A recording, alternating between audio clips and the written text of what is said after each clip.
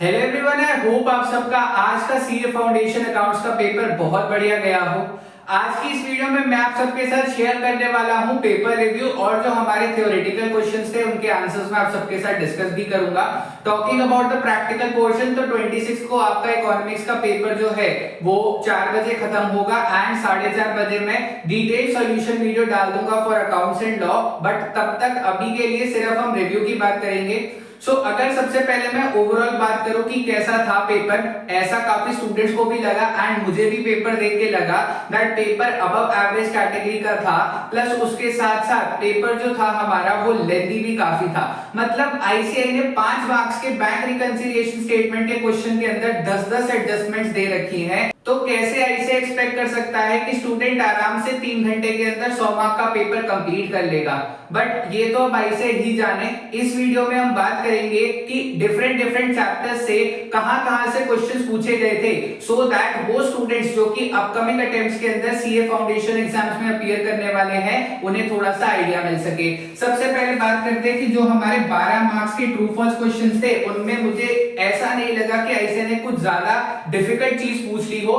Question जो थे काफी आसान थे एंड इनफैक्ट 5 क्वेश्चन जो थे वो तो डायरेक्टली आपके आईसीआई मटेरियल के अंदर एक्सरसाइज में जो ट्रू फॉल्स क्वेश्चंस गिवन होते हैं 4 क्वेश्चंस वहां से थे।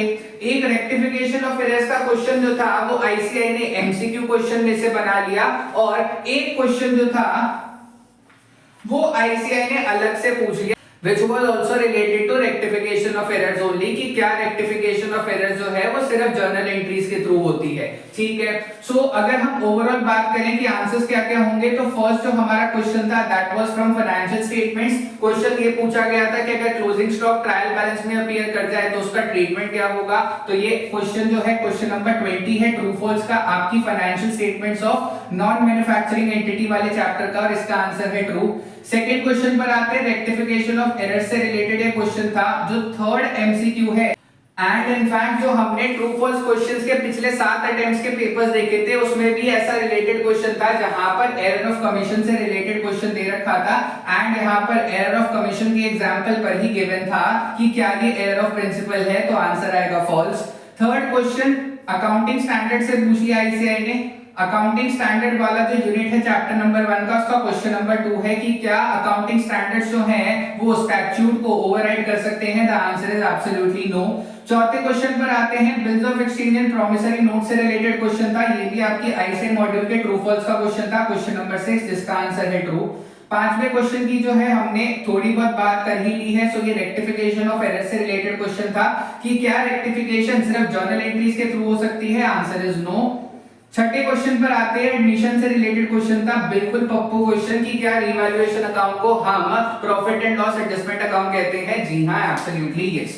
नेक्स्ट अगर हम बात करें 4 मार्क्स का थ्योरी क्वेश्चन, थोड़ा सा अनएक्सपेक्टेड क्वेश्चन मैं कहूंगा बिकॉज़ हम ये एक्सपेक्ट नहीं करते कि अकाउंटिंग पॉलिसी जो हमारा चैप्टर है उससे क्वेश्चन पूछ लिया जाए, बिकॉज़ आइडियली ये टॉपिक जो है वो सीए इंटरमीडिएट और सीए फाइनल के अंदर आता है। CA intermediate to be specific, because CA intermediate में जो हमारा एएस1 होता है उससे रिलेटेड है ये टॉपिक, इसीलिए कम एक्सपेक्टेशंस थी कि इस यूनिट से भी कोई क्वेश्चन पूछा जा सकता है। एंड आईसीआई ने इस यूनिट के दोनों जो थ्योरी क्वेश्चंस थे जो आईसीआई मॉड्यूल के अंदर गिवन है उन्हीं को मिक्स करके 4 मार्क का थ्योरी क्वेश्चन बना लिया।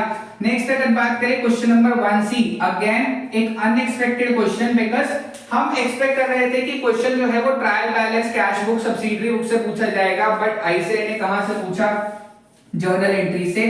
जो आईसीआई ने एक नया कॉन्सेप्ट डाला है कि जीएसटी रिलेटेड जर्नल एंट्रीज का, तो उसके सिमिलर इलस्ट्रेशन 8 है आपके आईसीआई मॉड्यूल में जिससे क्वेश्चन पूछा गया था। नेक्स्ट अगर हम बात करें क्वेश्चन नंबर 2, क्वेश्चन नंबर 2 का ए पार्ट रेक्टिफिकेशन ऑफ एरर्स। मैंने आपको पहले भी ये चीज बताई थी कि आईसीआई क्या करता है रेक्टिफिकेशन ऑफ एरर्स में 3-4 क्वेश्चन से 2-2 3-3 पॉइंट्स उठाएगा एंड मिक्स करके क्वेश्चन पूछ लेगा। ऐसा ही आईसीआई ने इस बार भी करा। जो आपके आईसीआई मॉड्यूल के अंदर एक्सरसाइज के क्वेश्चंस हैं उनमें से 2-2 3-3 एडजस्टमेंट्स उठाई और मिक्स करके क्वेश्चन आईसीआई ने आपसे पूछ लिया। नेक्स्ट 8 मार्क्स का एक डेप्रिसिएशन का क्वेश्चन, बहुत बढ़िया क्वेश्चन मैं कहूंगा, जो कि आपको आईसीआई मॉड्यूल में कहीं नहीं मिलेगा। लेकिन अगर आप आईसीआई मॉड्यूल के 2 क्वेश्चंस, एक जो हमारा change in the method of depreciation वाला इलस्ट्रेशन है और एक्सरसाइज का जो हमारा क्वेश्चन नंबर 2 या क्वेश्चन नंबर 3 है आई गेस, उन दोनों क्वेश्चंस को मिक्स कर दें तो ये क्वेश्चन बन जाएगा। काफी अच्छा क्वेश्चन है। जिसके सिमिलर क्वेश्चन आपको आईसीए मॉड्यूल के अंदर नहीं मिलेगा एंड इनफैक्ट रीसेंट अटेम्प्ट्स के आरटीपीज एमटीपीज में भी ना मिले। अगले क्वेश्चन पर आते हैं। एनपीओ का 12 मार्क का क्वेश्चन जो मैंने इंपॉर्टेंट क्वेश्चन लिस्ट आप सबके साथ शेयर करी थी, उसकी इलस्ट्रेशन 9 मैंने शेयर करी थी। 12 मार्क का डिट्टो क्वेश्चन आपसे आईसीआई ने पूछा है। अगला क्वेश्चन 8 मार्क का डिसोल्यूशन का क्वेश्चन। अब आईसीआई ने करा क्या यहाँ पर थोड़ा सा खेले, बिकॉज वो क्वेश्चंस जो कि पहले सीए इंटरमीडिएट की आईसीआई मटेरियल में होते थे from the chapter dissolution of partnership, लेकिन आईसीआई ने सीए फाउंडेशन के अंदर नहीं रखे, बट आईसीआई ने पूछ जरूर लिए हैं एग्जाम के अंदर, बिकॉज कॉन्सेप्ट सेम था, लेकिन वो क्वेश्चन सीए फाउंडेशन के स्टडी मटेरियल का पार्ट नहीं था, तो वो 8 मार्क का डिसोल्यूशन का क्वेश्चन आईसीआई ने पूछा। नेक्स्ट टॉकिंग अबाउट एडमिशन, तो एडमिशन का एक ऐसा क्वेश्चन जिसके बारे में मैंने आपसे चीख के बोला था कि भैया ये क्वेश्चन जरूर करके जाना, बिकॉज इस क्वेश्चन के अंदर आईसीआई जर्नल एंट्रीज पूछता है। आईसीआई ने सेम क्वेश्चन पूछा लेकिन जर्नल एंट्रीज नहीं पूछी। आईसीआई ने कहा कि चलो भैया पेपर थोड़ा मुश्किल बना रहा हूं, थोड़ा बख्श देते हैं स्टूडेंट्स को, और उन्होंने revaluation, partners capital and balance sheet पूछी। 12 मार्क्स के लिए एडमिशन का ये क्वेश्चन आया था एंड आई गेस दैट वो सभी स्टूडेंट्स जो कि इंपॉर्टेंट क्वेश्चन लिस्ट वाले क्वेश्चंस करके गए थे उनसे आराम से निकल गया होगा। सिंगल एंट्री के क्वेश्चन की बात करें, 8 मार्क्स का question similar to illustration number 9, already मैंने मार्क करवाई थी आपको। इन्वेंटरी की बात करें, 5 मार्क्स का question similar to illustration 9, important question list में था ये क्वेश्चन। इसके बाद मैन्युफैक्चरिंग अकाउंट का एक 5 मार्क का क्वेश्चन, चांसेस कम थे कि मैन्युफैक्चरिंग एंटिटी से क्वेश्चन आएगा एंड आईसीआई ने पूछा भी, तो वो क्वेश्चन आईसीआई ने पूछा एक चॉइस के साथ, जहां पर चॉइस में आपको दिया 5 मार्क का बैंक रिकंसिलिएशन स्टेटमेंट, जो कि एक अनएक्सपेक्टेड मूव थी, बिकॉज़ बैंक रिकंसिलिएशन स्टेटमेंट से हम 10 मार्क का क्वेश्चन एक्सपेक्ट कर रहे थे, बट बीआरएस से जो क्वेश्चन आया that was similar to question number 4 of your ICI module, हमारी इंपॉर्टेंट क्वेश्चन की लिस्ट के अंदर था। नेक्स्ट 10 मार्क का जो धमाकेदार क्वेश्चन आईसीआई ने बनाया, जो कि आपको आईसीआई मॉड्यूल में कहीं नहीं मिलेगा।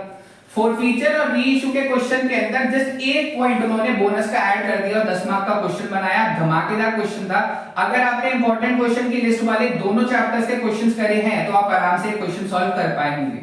नेक्स्ट अब आते हैं रिडेम्पशन ऑफ प्रेफरेंस शेयर से 15 मार्क का क्वेश्चन आया, which was illustration number 9। Same illustration हमने इंपॉर्टेंट क्वेश्चन लिस्ट में मार्क करवाई थी, करके गए होंगे तो आराम से सॉल्व कर लिया होगा, बिकॉज़ ज्यादा कुछ नहीं था इस क्वेश्चन के अंदर। हाँ, लेकिन जर्नल एंट्रीज काफी सारी करनी पड़ी होंगी आपको। नेक्स्ट अगर हम बात करें 5 मार्क्स का थ्योरी क्वेश्चन आया सब्सिडियरी बुक्स का, जो मैंने इंपॉर्टेंट 15 थ्योरी क्वेश्चंस की लिस्ट आप सबके साथ शेयर करी थी, उसके अंदर जो हमारा क्वेश्चन नंबर 8 था कि एडवांटेजेस क्या होती है सब्सिडियरी बुक्स की, वही क्वेश्चन आईसीआई ने 5 मार्क के लिए पूछ लिया। यानी ओवरऑल अगर मैं बात करूं तो जो हमारा 21 मार्क्स का ट्रू फॉल्स और थ्योरी क्वेश्चंस का पोर्शन था, उसमें एक जो हमारा क्वेश्चन था अकाउंटिंग पॉलिसी से रिलेटेड वाला 4 मार्क्स का थ्योरी क्वेश्चन, उसे छोड़ के बाकी 17 मार्क्स आप आराम से टैकल कर सकते थे। बट अगर मैं बात करूं कि जो रिमेनिंग 99 मार्क्स का प्रैक्टिकल पोर्शन था, जिसमें से आपको कुछ ना कुछ करके भी एटलीस्ट 80 मार्क्स तो अपीयर करने ही थे, बिकॉज 21 मार्क्स ही हैं हमारे ट्रू फॉल्स और थ्योरी मिला के, तो उन 79 मार्क्स के पेपर की अगर मैं बात करूं तो उसमें से I can easily say that 50-60 number का पेपर आप आराम से सॉल्व कर पाए होंगे। लेकिन कुछ टॉपिक्स ऐसे थे जो थोड़े कॉम्प्लेक्स थे, पेपर थोड़ा सा लेंथी जरूर था, इसीलिए अब चांसेस भी थोड़े से बढ़ जाते हैं दैट सिंस पेपर थोड़ा अबव एवरेज था, तो ऐसे कुछ ग्रेस मार्क्स भी दे दे सीए फाउंडेशन स्टूडेंट्स को, बट वो चीज थोड़े टाइम बाद पता चलेगी। For now let's focus on your CA foundation law paper. CA foundation law के लिए इंपॉर्टेंट सेक्शन एंड टॉपिक्स वाली लिस्ट जो है वो मैंने ऑलरेडी अपलोड कर दी है। इसके साथ साथ आपका पेपर पैटर्न क्या है CA foundation paper number 2 law का, वो चीज भी आप जरूर देख के जाइएगा, सो दैट आपको पता चल सके कि कौन से क्वेश्चन में आईसीएआई कौन सा चैप्टर पूछने वाला है।